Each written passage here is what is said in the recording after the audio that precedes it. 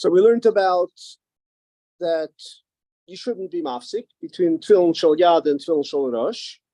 And even for those things that you're allowed to be mafsik, and as we'll soon see what they specifically are, if you are mafsik, you need to make another bracha on the tefillin shel rosh.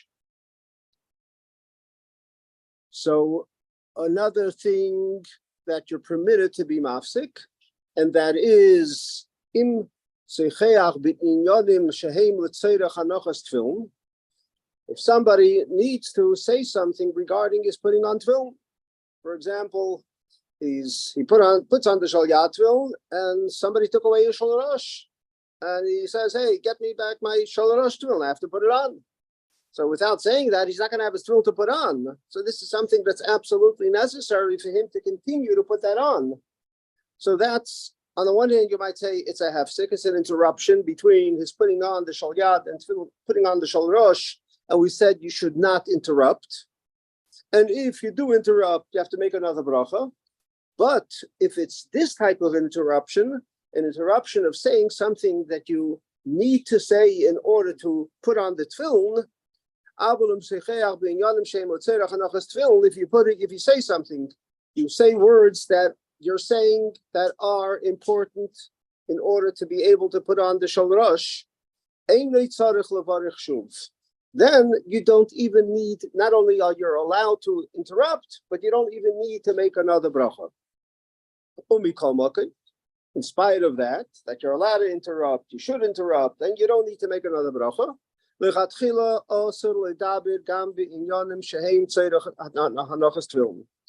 spite of the fact that you're allowed to, and you need to, and you don't have to make another bracha, but it's still best not to interrupt. We're talking about Rashis now. We're talking about Rashis. The fact is that if you talk, so you did another bracha on the head, different type of.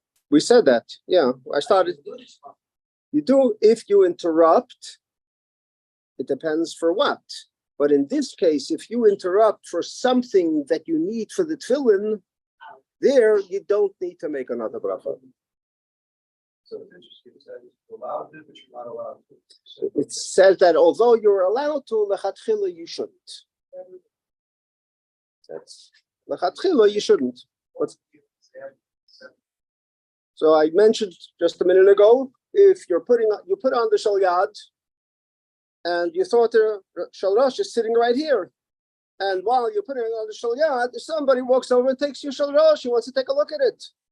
So you want to put on the shel rosh, it's not here. So you have to say, "Hey, Yankel, give me my shel rosh."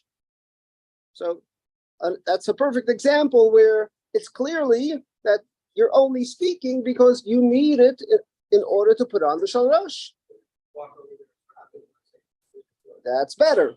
That's why lechatchila, don't interrupt. But even that, lechatchila, I would say, make sure it's there so you don't have to even walk over to grab it. As we'll soon see what an interruption is. And that may be an interruption as well. Even though you're not saying anything, but you're walking over, you put on the shel yad, and then you're taking a walk over somewhere. Put on the shel rosh. So anyway, the point is, lechatchila, you should have no interruption whatsoever. Now, what we're saying further is, not only is speaking an interruption, but even to wink with your eye. You know, somebody walks in and you wink with it to him as if to say hi. Or you're pointing to somebody in between the putting on the tefillin. That is also an interruption that you should not interrupt in between one and the other.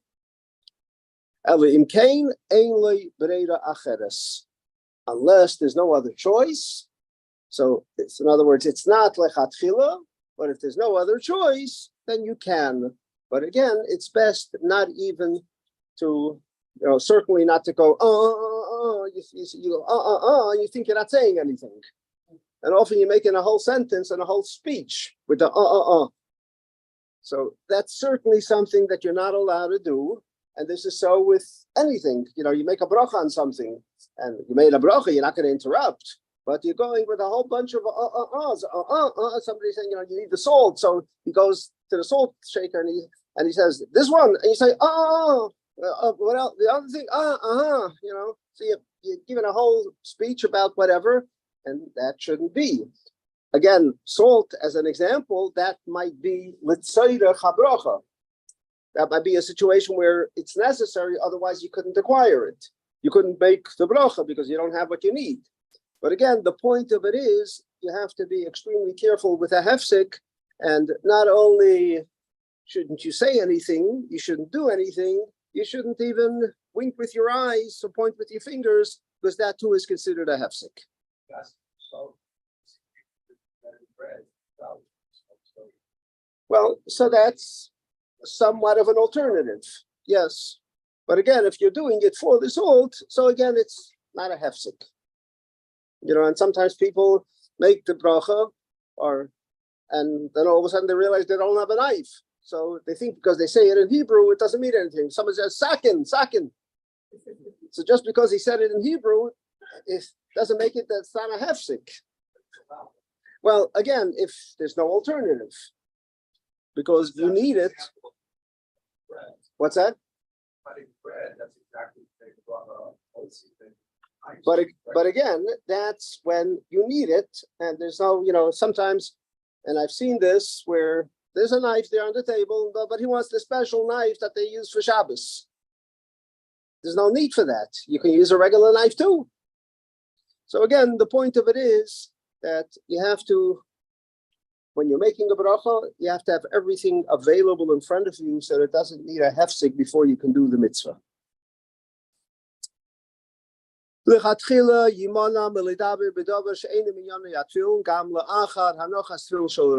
we go on to a further step. So right now we're talking about in between the putting on the shol yad and putting on the shol rosh. So make sure before you put on the shol rosh, don't interrupt with anything. But suppose you put on the shol yad and you put on the shol rosh. Now, are you free to say anything you want?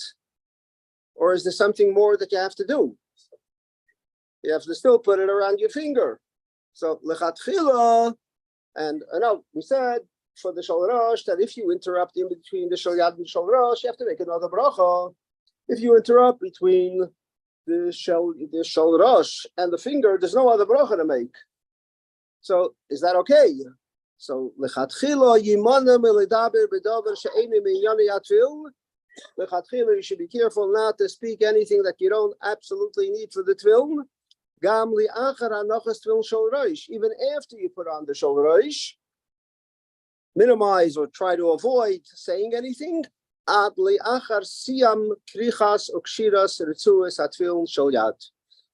you finish wrapping around the tefillin shol yad on your palm, on your finger, and only after that, that's something that you have to be careful. And there are actually different opinions how careful you have to be or not. The Rabbi actually writes somewhere that Lav Dafke, or he writes something to the effect that he hasn't seen that you need to be absolutely careful with that, not to be mafsik in once you put on the shol rosh before you finish doing what you have to on your fingers. At one point, somebody stopped and make sure the tefillin is exactly straight, but would ask you to grab it in a mirror or something like that. You just do the best you can, get the finger, and then go back. Correct. So finish what you're doing with your finger. Assume that what you did, you put it on right. And but if you know it's not on right, then certainly take a look at it, because then you haven't fulfilled the mitzvah yet. Yeah, but if you But again, if you have fulfilled it, but you want to be exact and be sure, so that if it can wait, let it wait better. So that's the deal with tefillin shel yad and tefillin shel rosh, and we're talking about what? Tefillin of Rashi, where there's a bracha that's made, or sometimes even there's a need for two brachas. And now we go on and we say, Kasher Shemeya Kaddish or Kedusha or Baruchu. If somebody will hear Kaddish or Kedusha or Baruchu, Bein hanochas tefillin shel yad la'anochas tefillin shel reish. In between. So it's not just a hefsek for anything. It's for Kaddish, it's for Kedusha, it's for Baruch Hu. Yafsik, hold on. We might get to what your question is about. Unless you want us. Oh, hold on. Hold on. Savlonut. Like the taxi drivers in Israel say, Savlonut. Kasha Shemea Kaddish Kedusha O Baruch Hu. When you hear Kaddish Kedusha O Baruch Hu, Bein Hanochas Tefillin Shel Yad LaHanochas Tefillin Shel Rosh. In between Shal Yad and Shal Rosh, you hear one of those. Yafsik v'yane im hatzibur. So for those things, you can interrupt and respond to the tzibur. V'yivarech v'hanochas tefillin shel Rashi al tefillin shel Rosh asher kedishanu b'mitzvayis v'tzivanu al mitzvahs tefillin. So there, you're allowed to be mafsik, but if you are mafsik, it is a hefsik, and therefore you'd have to make another bracha on the tefillin shel Rosh. So on the tefillin shel Rosh, on Rashi's on the tefillin shel Yad, you make the bracha v'haniach tefillin. When you put on the shel Rosh, if you made an interruption, you have to say al mitzvahs tefillin.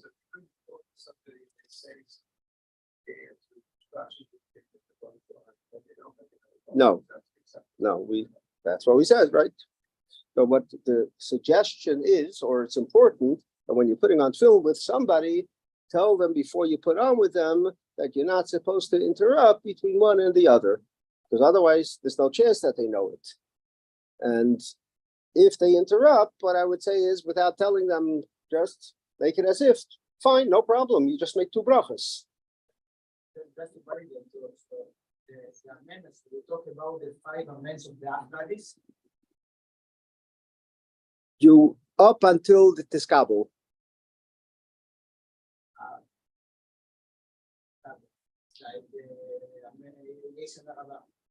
Right. No. Including the Amen Yehishmei Rabba. 5 amendments. 5 amendments. Yeah. And the Kedusha is. Kedusha is also. The first Nagdisha, or just from Kadosh. From Kodesh. That includes the lessons after. Hold on a second. I don't know that he brings it over here, but hold on. Abel al shar brachas yeshimeya, any other brachas except what we just described. Shar brachas yeshimeya lo yana omein ben anochas tefillin shel yad anochas tefillin shel rosh. The Rashi. In Rashi's film, you shouldn't do any of the other brachas. Abel kishimeniach tefillin the Rabbeinu Tam. However, when you put on Rabbeinu Tam's film, and we talked about earlier, in Rabbeinu Tam's film, you don't make a bracha to begin with, so you certainly don't make another bracha. But in spite of that, we learned that you're not mafsik because it seems that the pasuk, the way it says it, implies that it needs one asiya. Actually, is the expression. It's one asiya. So you're not supposed to interrupt for that reason. But although we learned earlier that from the psukim we derive that we should do one right after the other, but clearly you're allowed to answer amin on any bracha. Certainly these that we just said you can be mafsik for Rashi's, you can also answer amin for any other bracha. And in that case, you don't have to make any extra bracha because to begin with, you don't make a bracha. My question is to consider specifically that in the Shema, you are permitted to answer all many brachas of Torah. Okay. Because of the Holy Section, right? Yeah, but here this exception. Just for this. Why? Well, because here we have to make another bracha as a result of that. In Berachos Cheshvan, you don't have to make another bracha as a result of that. Why is it not working with bracha? But so again, because it doesn't require another bracha, so it's worthy to interrupt. But when you would need to make another bracha, as a result of that, we don't interrupt people for this. I mean, you can understand the difference of that there's levels. This is an important halacha that not everybody is familiar, and that is that it's important, or it's good, that the tefillin shel reish tiyena gluyos v'nireis. When you wear the shel reish, often people put the talis on top of the tefillin, to the point that sometimes you can't even see that they're wearing tefillin, because the talis covers the tefillin. So the halacha is toif shat tefillin shel reish tiyena gluyos v'nireis. It's good that you should wear the talis on the tefillin, but just a little bit, that it shouldn't cover the tefillin entirely. As the pasuk says, and it's a pasuk that's very timely, and that is, it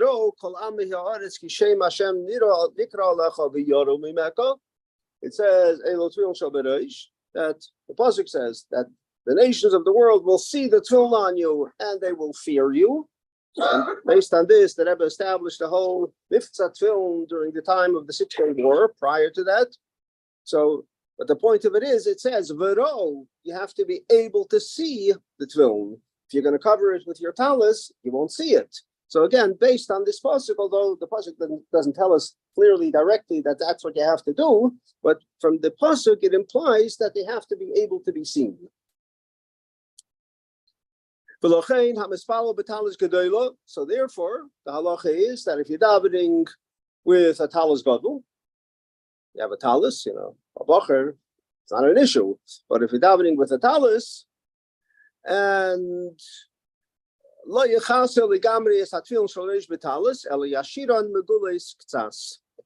expression that is brought in Shulchan Aruch, the Alter Rebbe says that you should leave the tefillin migules k'tzas. In other words, you put the talis on the tefillin, but you don't cover it so that you don't see it.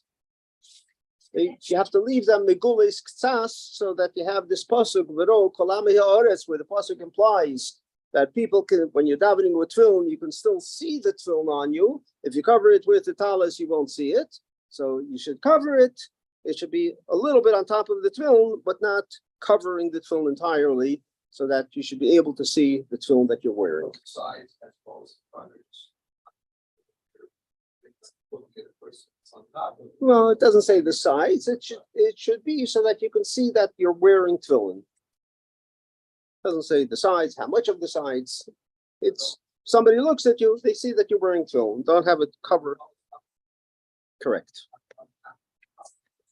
That's correct. That's what it is, yeah. Partially. What is it? Ma'ariv is.